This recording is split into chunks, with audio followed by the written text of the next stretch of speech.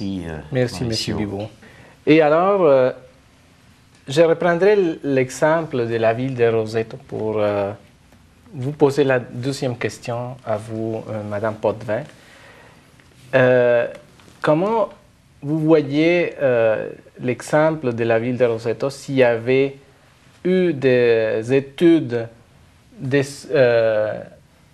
politiques et culturelles qui se menaient en même temps, et pour vous dire quelles sont les catégories à l'intérieur d'un modèle intégrateur qui puisse arriver à articuler les différents entrées pour l'étude des déterminants sociaux de la santé. Je pense que la première catégorie à laquelle moi je me référais, c'est celle de l'agent. C'est parce qu'on peut arriver facilement, à mon avis, à un modèle relativement nihiliste de la personne humaine où on conçoit l'être humain qui réagit passivement aux contraintes de l'environnement. Un environnement qui lui est donné sans qu'il ait trop son mot à dire. Alors que une perspective socio-communautaire nous place, si vous voulez, au cœur de cette dynamique-là où l'agent n'est pas un simple réceptacle des influences extérieures, mais est un être participatif à sa vie communautaire. C'est ça. Comment vous voyez... je pense qu'on peut reprendre tout de suite. Et de plus, et en même temps, il n'est pas non plus comme l'homo economicus classique, libre et souverain de prendre toutes ses décisions. Il est dans un environnement social contraignant, et donc il doit à la fois être autonome, mais en même temps, il est dépendant de cet environnement. Et je pense que là, il a une nécessité de réintroduire l'agent, l'être humain dans toute sa complexité. Une complexité à la fois sociale, une complexité culturelle, comme Gilles Bibeau en a parlé, mais aussi quelque chose qu'on n'a pas beaucoup parlé, qui est sa complexité biologique, qui est l'espace dans lequel va s'exprimer la détérioration souvent de la santé, qui va avoir des manifestations biologiques. Et que pour comprendre la santé, il va falloir aussi que l'on dialogue avec le point de vue biologique qu'on n'a pas abordé jusqu'à aujourd'hui. Absolument. Et aussi, au sein d'une approche centrée sur les déterminants sociaux de la santé, il est peut-être essentiel de voir cet acteur, cet agent, ce sujet replacé dans les différents groupes d'appartenance. Imaginons par exemple la place de la famille, les différents types de familles qui peuvent exister au sein d'une population. L'agent est largement modelé par cela. La catégorie sociale ou la classe sociale, le fait d'être ouvrier plutôt qu'un agriculteur, incontestablement a une influence, le lieu où on habite, etc. Donc, il y aura probablement nécessité, Louise, il me semble, d'ouvrir cette catégorie d'agents.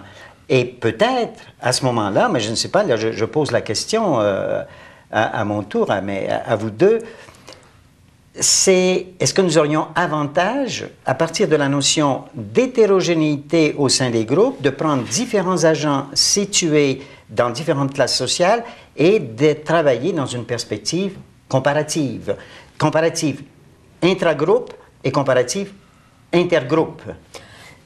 En fait, c'est là, je pense qu'on va pouvoir élucider un certain nombre de questions. Alors, comment un individu qui est de classe défavorisée, comme agent et comme aussi lieu de mécanismes biologiques, réagit lorsqu'il est dans un milieu riche ou dans un milieu pauvre? Et comment on va définir les milieux riches et les milieux pauvres? Mais c'est évident, je pense que c'est de cette observation des hétérogénéités qu'on va pouvoir effectivement voir comment cet espace de négociation, finalement, entre l'agent et les autres aspects de son milieu se passe et comment ces aspects-là façonnent sa santé.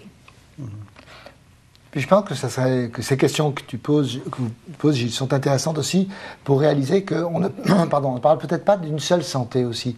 Et j'ai l'impression qu'on parle de santé individuelle, mais de santé individuelle qui est en partie liée au fonctionnement biologique, mais qui est aussi en partie liée au monde psychique et à la façon dont on se représente les choses. Et puis il y a aussi une santé qui est de l'ordre du social, le fonctionnement collectif, la santé de la masse, des agrégats d'individus que l'on retrouve dans les familles, dans les populations, dans les sociétés, différentes façons de les organiser. Et donc que la notion des santé des populations va devoir nous amener aussi à essayer de réfléchir sur ce qu'est la santé, probablement que c'est un concept moins homogène, moins linéaire que souvent ce que l'on a en tête, ce qui va nous amener probablement, quand on va parler sur les déterminants de la santé, nous amener à reconnaître qu'il y a des déterminants qui agissent sur des dimensions différentes de la santé.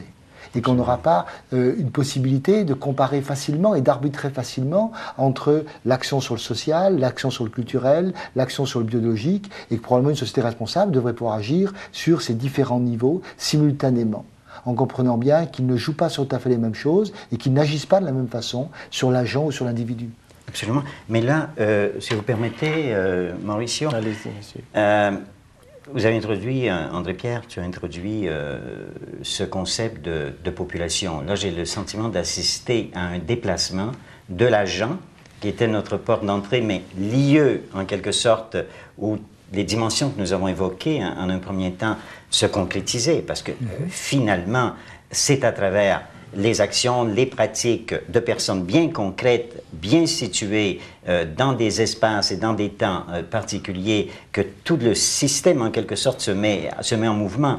Et là, tout à coup, j'ai le sentiment que nous arrivons avec une autre notion et qui est, je dirais, fortement chargée de toute l'épidémiologie classique, qui est celle de population. Quel sens ici donnes-tu à celle de population? Ce serait intéressant de poursuivre dans l'idée chargée de l'épidémiologie classique. Dans la façon dont j'en parlais, elle était plutôt chargée de ce qu'était le projet de la société tel que Foucault l'identifie, la société protectrice du vivant, et du vivant non pas individualisé, mais du vivant de la masse des individus constitués en population, la société qui se préoccupe de la morbidité, de la mortalité, de la naissance, comme des phénomènes de population, et pas simplement comme des phénomènes individuels. Bien sûr, ils ont des bases individuelles, mais ils se manifestent à l'échelle de populations, de groupes organisés de personnes. Et il y a, à l'heure actuelle, en épidémiologie, un débat très intéressant sur cette idée, justement, que la population ou les phénomènes de population ne sont pas que l'agrégat des phénomènes individuels. Et l'épidémiologie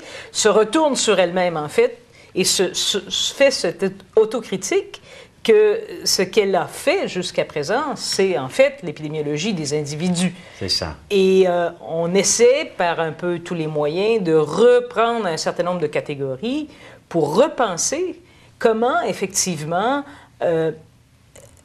on arrive à collectiviser ou à rendre une compréhension plus populationnelle des phénomènes. En sens d'entité d'observation étant la population et non pas la somme des individus. Exactement. C'est ça. Mais et compte tenu du fait que la sociologie, l'anthropologie, les sciences sociales en général nous ont équipés d'un certain nombre de concepts pour travailler le collectif, les dimensions collectives, je pense simplement à ces concepts de catégories sociales, de classes sociales, d'ethnie, etc., de groupes d'appartenance et tout. Est-ce que nous ne pourrions pas aussi explorer, au sein d'une perspective déterminants sociaux de la santé, des alternatives, si l'on peut dire, à la notion de population? Pas seulement parce qu'elle est chargée, mais elle entraîne aussi des devis de recherche assez spécifiques, en quelque sorte. Peut-être dans une... Et je pense que là, on a vraiment la discussion de savoir, et c'est une discussion difficile de savoir, qu'est-ce qu'on appelle, comment appeler ces masses d'individus. On les appelle populations, on les appelle groupes sociaux, on les appelle familles, on les appelle... Et donc, on a vraiment une question de définition. Ce qui nous semble intéressant pour le moment, c'est de reconnaître qu'il y a un niveau d'analyse qui considère l'agrégat d'individus comme étant une entité d'analyse, indépendamment du nom qu'on lui donne, et de les analyser dans la complexité de ces agrégats, et non pas les analyser comme étant un échantillon représentatif d'une somme d'individus. Je pense que c'est là que c'est intéressant. Et peut-être que ça nous... Oui, et dans ce sens-là, les dimensions temporelles, c'est-à-dire le moment où l'on étudie cet agrégat et tout ce qu'on va appeler, en fait, le milieu, le contexte, l'environnement dans lequel cet agrégat d'individus évolue, deviennent des dimensions tout aussi importantes que les individus eux-mêmes qui forment cet agrégat, et d'où que cet agrégat devient différent, si vous voulez, que la somme des individus. Et qu'est-ce qu'on pourrait dire, un dernier mot, sur l'effet qu'il y a des modèles qui sont expliqués ou qui expliquent les déterminants sociaux de la santé et qui mettent au cœur de leur modèle la prospérité. La prospérité économique ? La prospérité économique. On est vraiment, je le disais tout à l'heure très brièvement, dans des modèles qui sont des modèles qui vont à double sens. Les économistes ne se sont pas vraiment branchés à savoir si la santé était le résultat de la prospérité ou la prospérité un facteur de santé des populations. Et pour arriver à décerner, à voir le sens de la causalité, qui est probablement pas très simple, il faut revenir à des choses plus fines pour essayer de comprendre que derrière ces populations, au sens de la population d'une nation, se cachent des disparités importantes, et essayer de comprendre comment se construisent les concepts de santé et de quoi on parle quand on parle de la santé. Quel est votre avis, Madame Potvin? Je pense que cette notion de prospérité, elle est synonyme de plein d'autres choses. Et je retiens de ce genre de débat que lorsqu'on essaie de cibler une chose, un déterminant comme étant l'explication de la santé, on fait la même erreur finalement que les gens des modèles d'un facteur de risque unique. Et il y a un peu un paradoxe à parler de déterminants sociaux de la santé, à mon avis. Et comment une compréhension du social, finalement, dans ce que c'est que le social, peut-il nous amener à des modèles déterministes? J'arrive pas encore, moi, personnellement, à solutionner ce paradoxe. C'est le mot déterminant qui gêne. C'est le mot déterminant qui, à mon avis, devient peu approprié. Merci beaucoup. Monsieur Libaud, vous avez le mot de la fin? J'ai le mot de la fin, mais merci beaucoup, Mauricio. Moi, je veux dire que prospérité, capital et plusieurs nouveaux concepts là, qui sont introduits, ça me gêne un tout petit peu. Ça me gêne d'abord parce qu'ils masquent d'autres concepts beaucoup moins positifs que ceux-là, qui sont les concepts d'inégalité, de disparité, d'hétérogénéité, etc., etc. C'est la première limite de tout ça. Il y a aussi de tout l'optimisme, je dirais, d'une certaine santé publique américaine qui les met de l'avant. C'est assez typique d'un discours idéalisant sur les sociétés, sociétés sans classe, sans inégalité, etc. Et aussi, il me gêne ces concepts parce qu'il renvoie à une théorie des sociétés et des rapports entre agents sociaux qui m'apparaît trop bellement intégrative, où tout semble bien fonctionner. Il suffira finalement, s'il y a prospérité, s'il y a richesse collective, de veiller à une bonne distribution de tout cela. Or, ma connaissance des sociétés humaines me montre plutôt qu'on en aura toujours à découdre avec l'inégalité, avec les conflits entre les classes et tout. Et alors, peut-être, il serait temps de perdre ce bel optimisme et de se confronter à la réalité telle qu'elle est des sociétés. Si je comprends bien, l'enjeu pour les déterminants de la santé ou le réseau que l'on constitue, c'est bien d'avoir une vision suffisamment complexe de cette réalité que sont les facteurs associés à la santé des individus et des populations, pour ne pas que l'on bâtisse des politiques qui soient des politiques fondées sur des données imparfaites, tronquées, et donc des politiques qui seraient dangereuses. Et ce qu'on espère, c'est à travers une compréhension plus large des déterminants de la santé, pouvoir bâtir un véritable projet social permettant la promotion de la santé des individus et des populations. Tout à fait. Merci beaucoup. Je vous remercie énormément, M. André-Pierre Constantopoulos, Mme Louise Potvin, Merci. M. Gilles Bibeau.